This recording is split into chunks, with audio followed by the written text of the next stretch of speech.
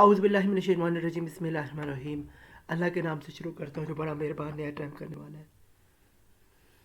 हमारे सब्जेक्ट का नाम इंट्रोडक्शन टू स्टैटिस्टिक्स है और आप इसका यूनिट नंबर 8 आज मुलाहिज़ा फरमा रहे हैं। और हमारे इस यूनिट का नाम प्रोबेबिलिटी थ्योरी है और ये हमारा अल्लामा इकबाल ओपन यूनिवर्सिटी का कोर्स है जिसका कोर्स कोड नंबर 4485 है। और अगर आप BS English, Urdu, Pakistan studies, LIS या जेंडर स्टडीज़ के में से आपका कोई भी सब्जेक्ट आप भी का BS कर रहे हैं तो आपके लिए ये जो सब्जेक्ट है इंट्रोडक्शन टू स्टैटिस्टिक्स ये लाजमी है। तो और मैं आपके साथ मोहम्मद सफला खान मुखातिब। तो आए स्टूडेंट शुरू करते हैं। सबसे पहले हम देखते हैं इंट्रोडक्शन इस चैप्टर का। तो मैं आपको बता दूं, probability is the study of random experiment. Probability जो होती है वो रैंडम एक्सपेरिमेंट्स की जो होती है इसकी स्टडी को हम कहते हैं।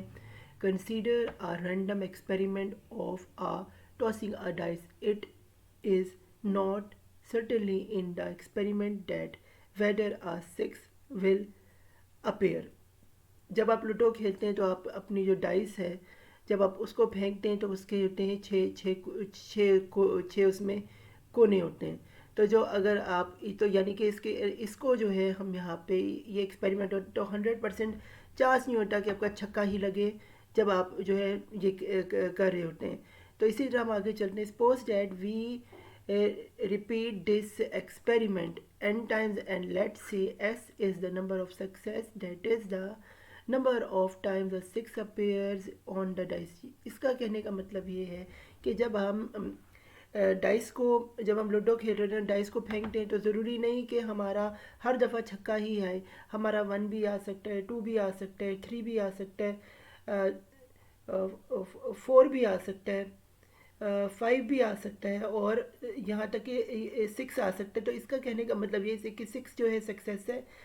जो कि इससे आपको पता है गोटी बाहर निकलती, बाकी जो चीज़ें ये सक्सेस है, बाकी जो है वो इतनी सक्सेस की चीज़ें नहीं। तो वो अपेयर होने का हमारे पास इक्वली चांस होता है। 100% कोई बंदा नहीं कह सकता मेरा छक्का ही अगली डाइस फेंकूंगा तो आ जाएगा। फिर है जी, then it has been experimentally observed that the ratio f is equal to s divided by n। यानी कि इसकी जो रेशियो होती है यानी प्रोबेबिलिटी की उसका फार्मूला स्टूडेंट्स है f is equal to s divided by n।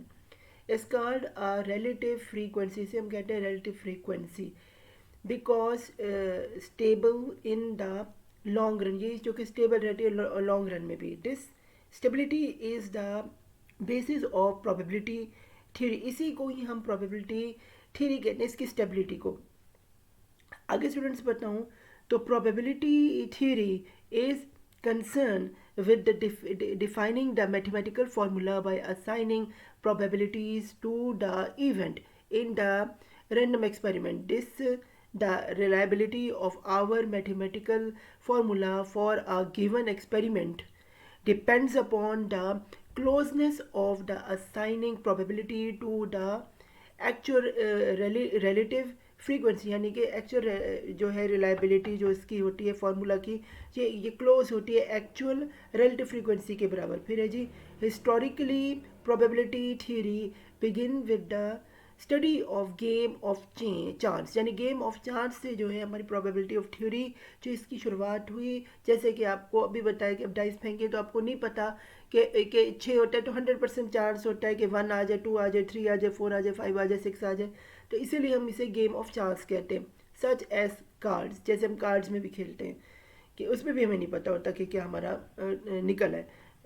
फिर है जी, the probability P of an event A has as event A was defined as follows: if A can occur in S way out of the total of n equally likely way, then अगर ये ए का जो है हम कहें equally likely है तो इसका फार्मूला होता है probability A is equal to S over N. ये वही जिस तरह फ्रीक्वेंसी का हमने कहा था वही का वही फार्मूला, बस यहाँ पे पी चूँकि अब पी चूँकि हम प्रोबेबिलिटी और ए की हम जो अकरेंस को देख रहे हैं तो इसलिए यहाँ पे हमने स्टूडेंट्स प्रोबेबिलिटी ऑफ ए को जो है कंसिडर किया है और डिवाइड बाय सक्सेस ओवर जो है एन हमने की है जितने नंबर ऑफ ऑब्जर्वेशन है। फिर for example in tossing the dice an odd number can occur in 3 ways out of 6 equally likely way hence p is equal to 3 divided by 6 1/2। यानी कि मैं आपको स्टूडेंट्स बताऊं कि अगर आप अगर हम ऑड नंबर की बात करें तो 1 1 3 और जो होता है ये है जी 5। तो ये प्रोबेबिलिटी है हमारे पास ऑड नंबर्स की 1 3 और 5। तो ये 3 बार है, इसलिए 3 है और टोटल हमारे पास 6 जो होते हैं ये डाइस के होते हैं कोने। तो हम उसको डिवाइड करते हैं टोटल, यानी n से डिवाइड बाय टोटल जो है ऑड नंबर से, तो वो 3 है और डिवाइड बाय 6 है। तो हमारे पास अगर हम इसे फ्रैक्शन में एक दूसरे से काटें तो हमारे पास 1/2 आते हैं, जिससे हम 0.5 भी कह सकते हैं जो प्रोबेबिलिटी आती है, यानी कि half. The modern treatment of probability theory is purely axiomatic, which means that it may satisfy certain action axioms listed below. आगे स्टूडेंट्स चलते हैं जी,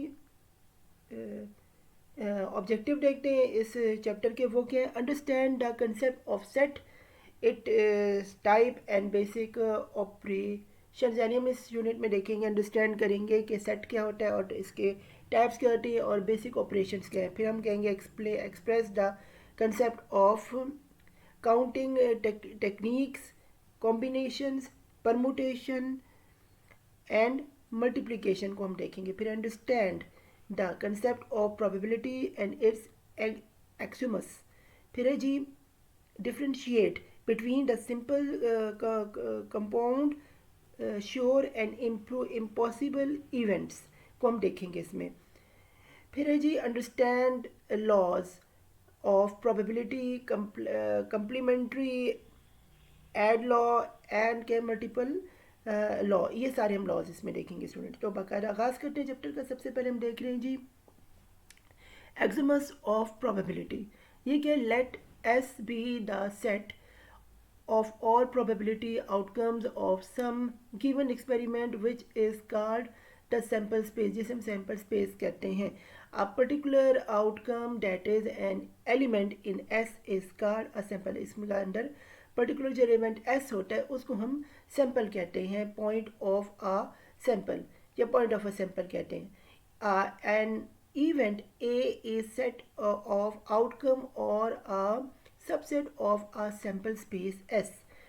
जी इसी को हम सैम्पल सबसेट, इसका सैम्पल स्पेस S होता है अगर हम एक इवेंट A की बात करें। फिर then P is called a probability function. P probability function कहलाता है और इसको हम रिप्रेजेंट करें P A से। Is called a probability of a event A if the following axioms hold. अगर फॉलोइंग जैसे कि नीचे हम आपको मंदे झैल जो है ये आते हैं, उसमें हम देखते हैं नंबर 1 पे हमारे पास क्या है जी, for every event a 0 is less than is equal to probability a and less than is equal to 1। यानी कि ये जो प्रोबेबिलिटी 0 और 1 के दरमियान होनी चाहिए, इससे ऊपर या नीचे जो होगी तो हमारी प्रोबेबिलिटी नहीं हो सकती। स्टूडेंट ये इंपॉर्टेंट चीज़ है, ये आपने याद करनी है कि 0 से लेके 0 to 1 ही इसकी जो होती है रेंज होती है प्रोबेबिलिटी की, इससे आगे रेंज नहीं होती। फिर 2 पे P is equal to S is equal to 1, यानी कि टोटल जो आपका सैंपल होगा ये 1 के इक्वल होता है। फिर हमारे पास नंबर 3 पे ये if A1 A2 A3 is a sequence of a mutually exclusive event, then क्या होता है जी हमारे पास ये P is equal to A जो है यूनियन A2 उसका यूनियन A3। तो ये सो ऑन जो हो जाएगा P is equal to A1 plus P A2 plus P A3, यानी कि जहाँ आप ये यूनियन देखेंगे तो वहाँ पे आपने एक दूसरे से ये एडिशन का साइन लगा देना है, प्लस कर देना है। तो ये भी स्टूडेंट याद करने वाली चीज़ है, आपने इस पर गौर फिक्र करनी है। फिर है where two events A and A2 A1 and A2 are called mutually exclusive events if they are disjoint, that is if A1 and A2 is equal to null है। in other words A1 and A2 are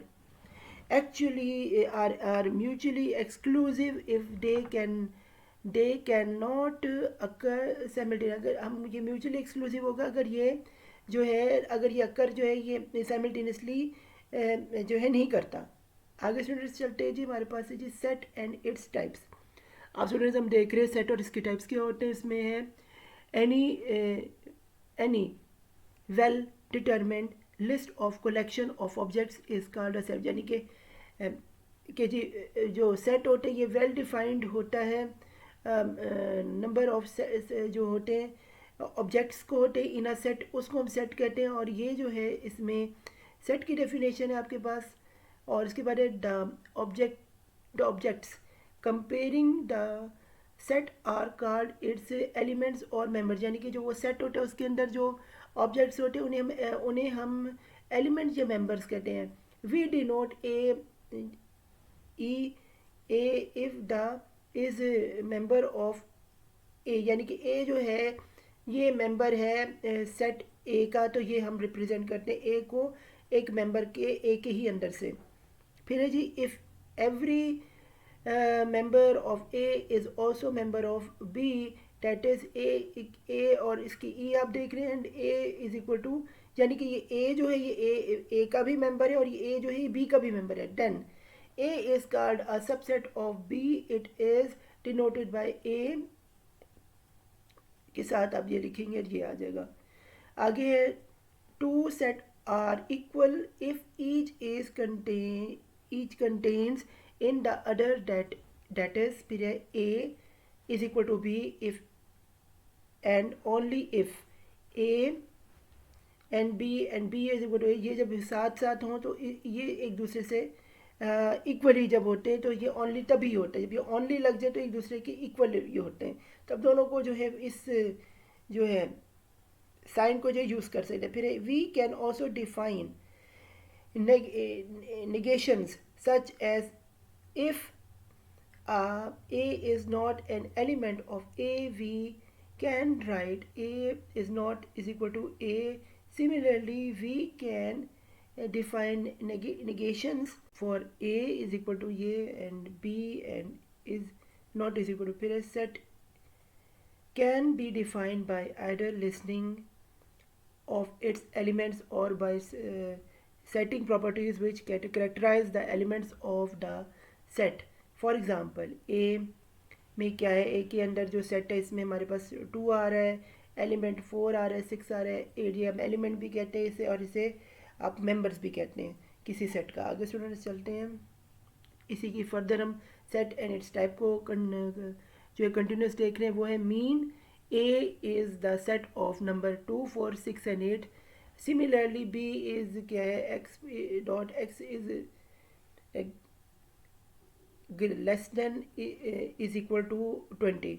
फिर है mean that B is the set of numbers less than 20, यानी कि 20 से कम जो है ये B के अंदर जो है मेंबर्स जो है मौजूद हैं। फिर है यानी कि इससे वो जो इसकी नंबरिंग है वो इससे कम है। फिर it is assume that all the sets are subsets of some fixed and called a universal set denoted by U, यानी कि यूनिवर्सल में होते पूरे के पूरे set. A set which contains no element is called an empty और a null set and is denoted by ये null set का जो होता है वो ये फाई इस तरह से नल का जो होता है ये शेप होता है। फिर null set is consider as subset of every other set. फिर है जी real line interval of a pair in statistics. These intervals are defined below for two real numbers a and b. A is greater than is equal to b। फिर है closely interval from a to b में क्या है जी, हमारे पास ये x, उसके a जो x है ये greater than is equal to a या less than is equal to b के दरमियान ही रहेगा a और b, चूँकि हमें हमारा जो इंटरवल है ये a और b है तो इसी वजह से ये और a b के दरमियान जो है ये x की वैल्यू जो है लाई करेगी, फॉल करेगी। फिर है open interval from A to B. A और बी जो है ये क्या है, इसमें क्या है, इस इधर जो है आपने देखा होगा कि less than and is equal to greater than is equal to है, लेकिन इधर जो है ये less than is equal to की जो है हद ख़त्म हो गई, चूँकि यहाँ पे जो है ये ब्रैकेट जो है ब्रैकेट बन गई है, जबकि वो ये बड़ी ब्रैकेट है स्मॉल ब्रैकेट है ये, और ये ओपन इंटरवल है और ये क्या है क्लोज इंटरवल। क्लोज में जो होता है ये आपको लेस देन इक्वल टू जाता है, लेकिन जब ओपन हो जाए तो आप तो इसकी लिमिट की जो है वो या तो वो ए से छोटा हो सकता है या ए से या बी जो है वो एक्स से बड़ा हो सकता है, ये इसके अंदर ये इसकी नई लिमिट बन गई। आगे close open interval from A to B, ये ए आ गया और बी आ गया जैसे आपको बता दी। इसी तरह जो ओपन क्लोज इंटरवल है वो आपको ए और बी का बता दिया, उसमें ए और बी, ये ए और बी इस तरह से आता है। बस ये फ़र्क ये होता है कि इधर जो है less than is equal to, इधर जो है ये वाली चीज़ है। क्लोज का आपने याद रखना है कि आपने दोनों तरफ जो है ये लेस देन और इक्वल टू वाला साइन लगना है, जबकि जो है ओपन है उधर लेस देन इक्वल टू इधर ए नहीं लगना, चूँकि यहाँ पे ये वाली ब्रैकेट है। अगर ये इधर भी ब्रैकेट होती, दोनों तरफ ब्रैकेट होती तो ये लगनी थी। आगे चलते हैं स्टूडेंट्स। फिर है जी बेसिक ऑपरेशंस ऑन सेट। तो बेसिक ऑपरेशन ऑन सेट क्या है? Let A and B are two arbitrary sets. The union of A and B is the set of members which belong to A or to B denoted by A union B. ये क्या है? A union B के अंदर क्या axis ratio E and E ये हमारे पास आता है। फिर एक the intersection of A or A and B is the set of elements which belong to A and B, यानी ये जो इंटरसेक्शन है ये हमें बताता है कि बिलोंग करता है ए और बी से, एक दूसरे से ए और बी बिलोंग करते हैं। फिर denote by the intersection B and A, intersection B is equal to X, और ये ए और बिलोंग टू सी करता है, ए बिलोंग और एक्स ये करता है। फिर if A and B do not have members in common then A intersection B is null. अगर इसमें इनके मेंबर्स एक दूसरे में मिलते नहीं हैं, यानी कि एक दूसरे में वही अगर जैसे 2 हो तो 2 उसमें हो, यानी कि जो मेंबर्स एक दूसरे में, तो ये जो है नल इनका जो है वो सेट बनता है। फिर then A and B are set to be disjoint, A और बी जो है वो डिसजॉइंट कहलाता है। फिर है जी the difference of A and B is defined as a set of members which is belong to A but is not B. It is denoted by A divided by B, जिसको हम A divided by B को हम कहेंगे AX और A और इस तरह से रिप्रेजेंट करेंगे। फिर the complement of set A is denoted by ये A की पावर C आ जाएगी। It is set of elements which is denoted which do not belong to A, यानी कि वो चीज़ें जो इसे बिलोंग नहीं करेंगी। और यहाँ पे इसका फॉर्मूला बता है ए की पावर जो है ये सी है, इसको और ये जो है ये जो हमारा पूरे का पूरा यूनिवर्स होगा उसके अंदर जो है जो वैल्यूज़ ए की नहीं होंगी वो सारी की सारी वैल्यूज़ ए से, इसको स्टूडेंट्स ऐसे भी डिनोट करते हैं। ए की पावर के ऊपर अगर आप यहाँ पे एक प्राइम लगा दें तो ये भी जो है ये कम्प्लीमेंट्री कहलाता है। या ए की पावर जो होती है इसको आप कर दें पावर सी कर दें, ये दोनों जो हैं ये दोनों एक ऑल्टरनेट है कम्प्लीमेंट्री का। आगे स्टूडेंट्स चलते हैं, ये हम देखते हैं पहली एग्जांपल। ये है the following diagram illustrate the above operation. Here A and B are two set representing the circle of क्या universe set U is represented by rectangle.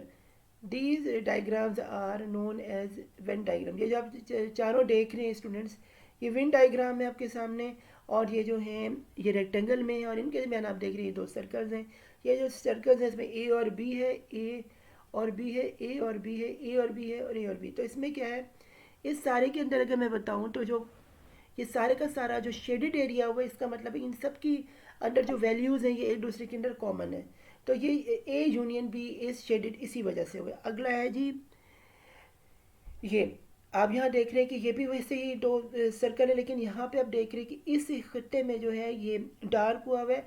इसका मतलब ये कि ए और बी के दरमियान इंटरसेक्शन है, तो ये जो शेडेड रीजन है इनकी जो ये वैल्यूज़ इसके दरमियान इनके अंदर आएंगी वो कॉमन होंगी, बाकी जो इन दोनों के अंदर वैल्यूज़ हैं वो कॉमन नहीं है। अब हम कह रहे हैं ए शेडेड बी, तो इसका मतलब ये कि जो बी की जो ये वैल्यूज़ जो है सारी की सारी जो ए की वैल्यूज़ हैं ये ए में नहीं है, जबकि ये सारी की सारी जो हैं बी में मौजूद है। तो वो जो शेडेड एरिया है वो बी वो ए स्लैश बी ऐसे कहलाएगा। आगे जी, ए कम्प्लीमेंट इस शेडेड को में क्या होगा कि बी और उसके सारे, जबकि ए की कोई भी जो वैल्यूज़ है वो इसमें नहीं होगी, तो इसे हम कहेंगे ए कम्प्लीमेंट। आगे स्टूडेंट्स चलते हैं, ये है जी लॉज ऑफ सेट्स। ये कि set operate satisfy a certain probability properties which are known as laws of set. Below is the list of these laws। इसमें कि एसोसिएटिव एसोसिएटिविटी ये इसका लॉ है, जिसमें ए यूनियन बी, फिर इधर आपने देखे ब्रैकेट है, फिर बी यूनियन सी है, और फिर is equal to A union B bracket close और ए यूनियन सी, यानी कि दोनों तरह से अगर आप यूनियन लिख दें तो एक ही बात है। फिर है अगला है जी ए इंटरसेक्शन के बाद ब्रैकेट है, फिर ये फिर बी इंटरसेक्शन सी और फिर ब्रैकेट क्लोज, और फिर यहाँ पे ए इंटरसेक्शन बी फिर ब्रैकेट क्लोज और सी लगा हुआ, यानी कि ये दोनों एक जैसे ही हैं। बस ये आपने याद रखनी है, एसोसिएटिविटी का ये लॉ है। आगे चलते हैं जी कम्यूनिटेटिविटी। कम्यूनिटेटिविटी का क्या, ए यूनियन बी क्या हो, क्या बी यूनियन ए हो, एक ही बात है। ए इंटरसेक्शन बी हो या बी इंटरसेक्शन ए हो तो एक ही बात होगी। फिर है जी ये भी इजी है। फिर है जी डिस्ट्रीब्यूटिविटी। डिस्ट्रीब्यूटिविटी में स्टूडेंट्स के ए यूनियन या बी इंटरसेक्शन जो है वो यहाँ पे आ रहा है, और is equal to A union B है, और फिर बीच में इंटरसेक्शन ए यूनियन जो, यानी कि जो यूनियन है, चूँकि यहाँ पे ब्रैकेट है तो ये जो यूनियन है ये बी से भी अटैच हो रहा है सी से भी, तो इसलिए यहाँ पे ए यूनियन जो है स्टूडेंट ये बी से भी अटैच हो रहा है, और फिर ये ए यूनियन सी से अटैच हो रहा है। लेकिन चूँकि ए और बी और सी के दरमियान जो था ये इंटरसेक्शन था, तो इस वजह से ये यहाँ पे इंटरसेक्शन दोनों के दरमियान आ गया। आगे स्टूडेंट्स चलते हैं, ये A intersection B union C और is equal to U intersection U A intersection B फिर यूनियन है, फिर ए इंटरसेक्शन सी, यानी वैसे ही जैसे ऊपर वाला था इधर अब अपोजिट हो गया भाई सारा कुछ। तो ये भी स्टूडेंट्स इसी तरह से ही है। फिर है जी आइडेंटिफाई। ए यूनियन का जो है नल सेट वो ए ही कहलाएगा, जो कि इसमें कोई आपके साथ कोई और नहीं। फिर ए यूनियन जो है यूनिवर्स के सेट के साथ भी यूनिवर्स कहलाएगा। फिर ए जो इंटरसेक्शन यू कहलाएगा, ए जो कि इसमें ए की ही सारी जो है वैल्यूज़ जो है मेंबर ऑफ एलिमेंट्स आते हैं। फिर है ए इंटरसेक्शन नल, तो ये नल कहलाएगा। तो ये बात होगी, जो कि दोनों का कोई भी वैल्यू एक दूसरे में नहीं जो है मिलती। फिर है जी इसी लॉस को फर्दर लेके जाने कंटिन्यूस करते हुए ये है जी हमारे पास आइडोमोटिनिसी। ये क्या है जी, ए यूनियन ए इंटरसेक्शन ए हो गया, ए इंटरसेक्शन ए, फिर ए यूनियन ए भी ए यूनियन ए, फिर कंप्लीमेंट में स्टूडेंट याद रखने A union A C is equal to ये यू पूरा यूनिवर्स होगा। फिर A union A C is equal to क्या नल, क्योंकि कुछ भी चीज़ इंटरेक्ट दोनों के लिए। फिर ए सी क्या है, ये ए कहलाता है, क्योंकि कंप्लीमेंट से जो है ये कट जाता है। फिर U C is equal to क्या है, इसका नल है, और यू सी जो यूनिवर्स का ये भी क्या है जी नल हो जाएगा, यानी यूनियन के बराबर हो जाएगा। तो ये इसका फॉर्मूला है। आगे स्टूडेंट्स चलते हैं मल्टीप्लिकेशन पे चलते हैं। ये है if some elements if some experiments can be performed in n1 different ways, and if the second experiment can be performed in n2 different ways, and if a third experiment can be performed in 3 different ways, and so on, then the number of the ways procedures can be performed in the order indicated. The product n1 N2 N3 and इसके बाद है जी example number 2 ये कि suppose vehicle license plates have 3 distinct letters followed by the 3 digits with the 3 digit number, 3 digit number। फिर how many different license plates can be printed.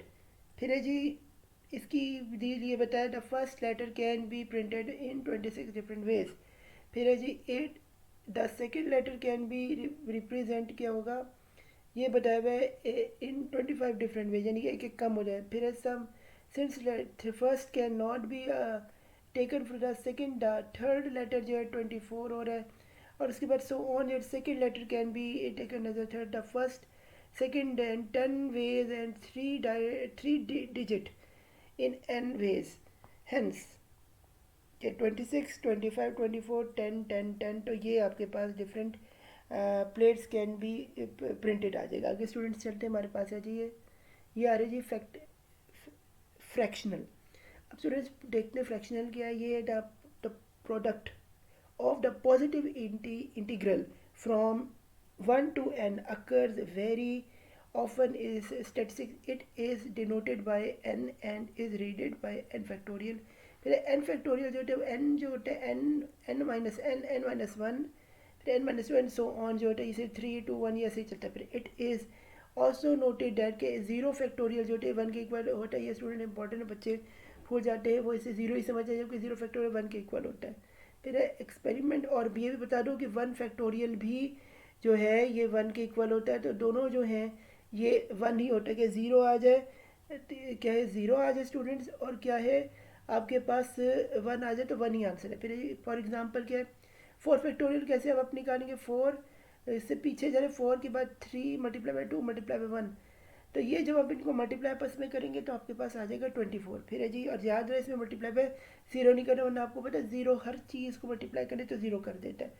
फिर है G N multi, फिर आपने यहाँ करें 9 फैक्टोरियल डिवाइड बाई 7 हम करके देख रहे हैं 9, 8, 7, तो 7 फैक्टोरियल यहाँ 7 फैक्टोरियल से कैंसिल आउट हो जाता है। तो हमारे पास 9 मल्टीप्लाई में हम 8 करें तो 72 आंसर आ जाता है। आगे स्टूडेंट्स हमारे पास है जी परमुटेशन। परमुटेशन में जी हमारे पास ये है, permutation is defined as an arrangement of a set of n objects in a given order. An arrangement, if any r and n of these objects in a given order, is called an r permutation. It is denoted by p n and r and is given by यानी permutation n n r, और यहाँ पे वो जो है ये आपकी जो है ये न्यूमिनेटर में n फैक्टोरियल आ जाएगा, यहाँ पे n माइनस आर फैक्टोरियल बन जाएगा। r जो है ये परमुटेशन के लिए। तो फिर है जी फॉर एग्जांपल हम इसकी देखते हैं the number of permutation of letter x y and z taken two at time, यानी टू टाइम्स जो है ये आपने स्टूडेंट गौर से जो है ये स्टेटमेंट पढ़ते हैं, इसके अंदर ज़रा सी भी गलती जो है ये बहुत भारी पड़ जाती है प्रोबेबिलिटी में, ये आपको मैं आगाह कर दूँ। फिर यहाँ पे आपने लिखा प्रोबेबिलिटी ये n3 है, जो कि यहाँ पे आपने वैल्यूज़ देखी x y और z, तो ये आपके पास n आ गया, लेकिन 2 आपके पास या इस वजह से है जो कि यहाँ पे 2 इन्होंने कहा 2 एट अ टाइम, तो टाइम जो है ये r हमारे पास बन गई परमुटेशन के लिए। तो हमने फार्मूले के तहत जो ऊपर फार्मूला पढ़ा था यहाँ 3 फैक्टोरियल डिवाइड बाई 3 माइनस 2, और यहाँ पे फैक्टोरियल लगाया तो हमारे पास आ गया 6 आंसर। वेयर क्या है एक्स वाई वाई, अगर अब मैं आपको कॉम्बिनेशन इसका बताऊं इसी से रिलेटेड, तो ये हमारे पास वेयर एज में ये एक्स वाई कॉम्बिनेशन है, ये दूसरा कॉम्बिनेशन वाई एक्स का, फिर एक्स जेड का जो तीसरा कॉम्बिनेशन, फिर जेड एक्स का चौथा है, फिर वाई जेड का 4 और 5 है, और जेड वाई का जो है 6 है। तो यूँ जो है ये 6 के 6 जो है ये मैन्युअली भी टू टाइप तरीके से आप चेक कर सकते हैं। आगे स्टूडेंट्स हम पढ़ें जी कॉम्बिनेशन। अब स्टूडेंट कॉम्बिनेशन क्या है जी, suppose we have collection of n objects, a combination of n objects taken are at the time as elements as selected of the r objects without considering the order of arrangement. The number of combinations of the object taken are times is denoted by n divided by r and is given by के n divided by r, तो ये n divided by n minus 1 is equal to so बन जाएगा n minus are plus 1 और divide by are, तो इसका formula बन जाएगा n divided by n R factorial divided, इसके बाद आपने ब्रैकेट लगाया n माइनस आर फैक्टोरियल। तो हम इसकी एग्जांपल देख लेते हैं, वो है example number 5, the number of combination of the letter x y and z taken two at a time. तो इस अगर हम इसको 2 टाइम्स लेने तो 3 2, तो यहाँ पे 3 ऊपर फैक्टोरियल आ जाएगा क्योंकि टोटल n3 है, फिर ये 2 आ जाएगा चूँकि यहाँ पे हमने n लिया है 2 टाइम्स लिया, और 3 माइनस 2 आ जाएगा, तो हमारे पास 3 जो है ये टोटल आ गया कॉम्बिनेशन। तो हमारे पास जो कॉम्बिनेशन बनेंगे वो एक्स वाई बनेगा, फिर एक्स जेड बनेगा और वाई जेड बनेगा। So note that X and Y is the same combination as Y Z, क्योंकि एक्स वाई के आप इधर कर दें कि वाई जेड आप इधर कर दें, वाई एक्स इधर करने की बात है। आगे स्टूडेंट्स हम देखते हैं हमारे पास है जी example 6 ये how many committees of four can be formed from n people, each committee has a combination of 9 people taken for at a time 10। फिर ये आपके पास है जी 9 जो है ये नंबर है, और कमेटी के जो फॉर्म करने वो 4 से करने, तो n फैक्टोरियल आएगा 4i, फिर n माइनस 4 का फैक्टोरियल आएगा 126। फिर student different combine different committees can be, तो इसमें डिफरेंट कमेटीज़ जो हैं 126 फाउंड हो सकती हैं। फिर है जी सैम्पल स्पेस, ये क्या है जी, it the set whose elements are all positive outcomes of the experiment is known as the sample space of the statistical experiment. It is defined as S and is and for the combination elements experiment sample of space S, जो 1 2 3 4 5 6 7। Similarly for the coins toss जो experiment sample space S is equal to head and tail के ऊपर ये depend करता है। फिर है जी sample and component जो है कंपाउंड एलिमेंट, सैम्पल और कंपाउंड एलिमेंट स्टूडेंट्स क्या ये देखते हैं। एन आउटकम और collective of the outcomes of an experiment is defined as event. Specify any experiment, any particular subset of a sample space is a event.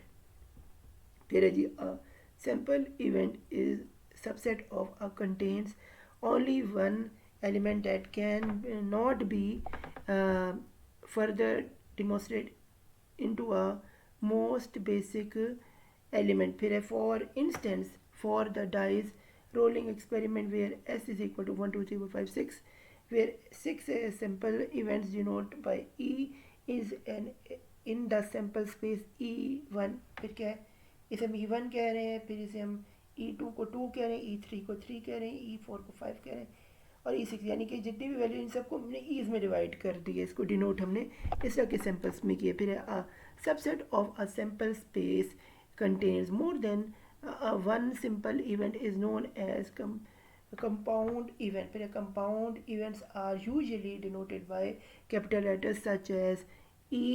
For example, let E is a compound event of a rolling an odd element in the die roll and experiment period। Then the E could have three simple events E1 E2 E3। फिर है ये N E five that is E, यानी कि और जो है 1 2 3 5 जो है ऑड होते हैं, इसलिए आप डाइस की ये ऑड नंबर लिए। फिर a compound event can only occur if it is component simple event has been occurred। It is known from set theory, that is there are n elements in a set, there 2n subset of the set for the die rolling experiment with S। फिर 1 2 3 4 5 6 इसमें n is equal to 6 है, there is 2 की power n is equal to 2 की power 6, ये 64 है subset of the element. आगे हमारे पास है जी श्योर एंड इम्पॉसिबल इवेंट्स। ये क्या होता है श्योर इम्पॉसिबल इवेंट्स? ये है an element which is sure to an occurrence at an outcome of an experiment is called a sure event associated with the experiment। फिर for example head or tail is surely event associated with the tossing a coin, and other experiment of a sure event is getting a natural number of less than 7 is rolling a dice experiment। Note that the E is sure and event 10 P E is equal to 1। तो हमारे पास आगे आएगा an event which cannot occur as an outcome of an experiment is called an impossible event। फिर for instance in rolling the die, the set of getting the natural number greater than 6 is important event. Note that is if E is an important event then P is equal to E is equal to 0. फिर हमारे पास आ रहा है जी complement law of probability, जिसमें क्या है if E complement is complement of an event E then P यानी probability EC is equal to 1 minus PE, यानी चूँकि जो 100 में से 1 में से हमने इसलिए माइनस करने कि जो PE की वैल्यूज़ नहीं है वो बाकी की सारी के लिए EC यानी कि इसका कंप्लीमेंट करेगी। फिर प्रूफ इसका ये है the sample space S can be partitioned into the mutually exclusive event and E जो है complement that is S is equal to E union EC since 1 is equal to P, S is equal to क्या है P is equal to E union EC is equal to P E plus EC. Therefore PEC is equal to 1 minus P which completes the proof. इससे proof आपका complete होता है। फिर है जी experiment number 7 sorry example number 7 वो है let E be the event of of 5 or 6 appeared in rolling the dice E, A and 6 5 and 6 sorry, then the sample space of the space of the experiment is S 1 2 3 4 5 6. So the number of favorable outcomes for the experiment E is 2 and the other number of outcome is 6, then the probability of the A is given by okay probability E number of elements E आ गए, number of sets ये आ गए, तो 2 divide by 6 तो हमारे पास 1/3 आ गया। फिर we can also use complement law probability P the complementary law P E और ई यूनियन हो तो वो क्या आएगा 1 2 3 4 5 6 में यहाँ पे प्रोबेबिलिटी ई सी हो तो यहाँ पे नंबर ऑफ क्या है experiment elements in E C, number of elements in ऐसा आएगा 4 डिवाइड बाई 6 तो 2/3 आ जाएगा। फिर पी ई निकालेंगे तो हमारे पास 1/PE यानी कि इसका कंप्लीमेंट आ जाएगा 1 माइनस 2/3 तो हमारे पास 1/3 आंसर है। फिर है also P E is plus P E is equal 1/3 plus 2/3। आप देखेंगे स्टूडेंट अगर हम पी ई और प्लस पी ई का कंप्लीमेंट करें तो हमारे पास 1 आंसर भी आता है। आगे हमारे पास है जी एडिशनल लॉज ऑफ प्रोबेबिलिटी, इसमें कि if A and B are any 2 elements then P A union B and is equal to P A plus P B, चूँकि यूनियन का मतलब है प्लस आ जाता है बीच में, उसके बाद माइनस पी इंटरसेक्शन बी, ये होता है एडिशनल लॉ का फॉर्मूला। फिर प्रूफ इसका ये A union B can be decomposed into 2 mutually exclusive events A and B and which is A union B and A and B does P is equal to A union B और P A B plus P B, फिर है P A is equal to minus P intersection B plus P B is equal to P A plus P B is equal to minus P A union B। फिर ये हमारे पास जैसे कि आप right side पे diagram देख रहे हैं ए यूनियन बी की शेडेड रीजन जैसे देख रहे हैं, लेकिन यूनिवर्स का कोई भी वैल्यू यहाँ पे नहीं है। फिर विच का कंप्लीट द प्रूफ, इससे प्रूफ हमारा कंप्लीट हो जाता है। आगे स्टूडेंट्स हमारे पास एक अगली एग्जाम्पल है वो in and dice role experiment which is probability that is a loss of the results of experiment even 3 4 5 6 है, फिर इवन 2 4 6, फिर है जी the two events interacting with the E1 and E intersection E2 और ये 4 और 6 आ रहा है, क्योंकि आप देख रहे हैं इसमें 4 और 6 कॉमन था, इधर भी 4 और 6 कॉमन है, बाकी कोई चीज़ इन दोनों में ग्रुप्स में कॉमन नहीं है E1 और E2 में। फिर है जी इसे 4/6 इधर आ गया, फिर इसे E2 में 5 और इधर जो है E यूनियन इसमें क्या था 2 वैल्यूज़ नहीं थी तो वो 2/6 इसे कर लिया। फिर है जी ये using the additional law of probability, इसमें क्या पी, ये इसका हमने एडिशनल लॉ का फार्मूला लगाया और फिर इसके बाद हमने इसे सॉल्व किया तो बस 0.83 आ गया। आगे स्टूडेंट्स हमारे पास है कंडीशनल प्रोबेबिलिटी, ये late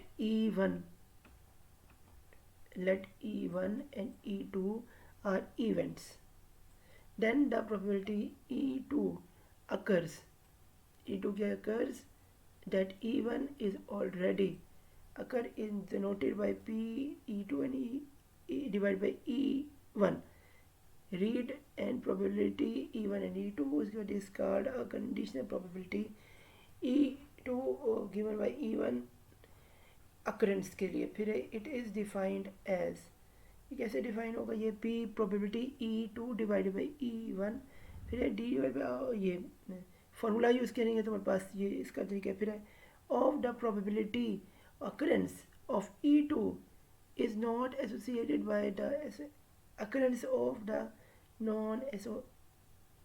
non occurrence of E1, then and we can say that E1 and E2 are independent events defined as P intersection E1 intersection E2 and P, और ये इनके मल्टीप्लिकेशन का साइन लगे जब इंट्रैक्शन आते हैं। फिर on the other hand, if the probability distribution of E2 is affected by the occurrence of E1, then we say that E1 and E2 are depending events and defined as E union E1 union E2 is equal to, हमारे पास ये वाला सारा formula आ जाएगा।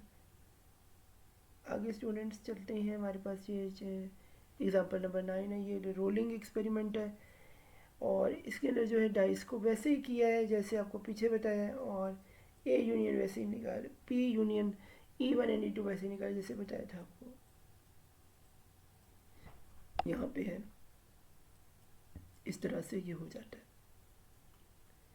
और ये हमारे experiment example number 10 है, if P A is equal to 0.25, ये पी की हमें दी हुई है 0.20, और फिर यानी कि यहाँ पे आई टेक एस के बी होना चाहिए था जो कि इन्होंने शायद नहीं लिखा। तो प्रोबेबिलिटी पी और बी की कितनी है ये हमने डिपेंडेंट इवेंट्स में देखनी और इंडिपेंडेंट इवेंट्स में देखनी है।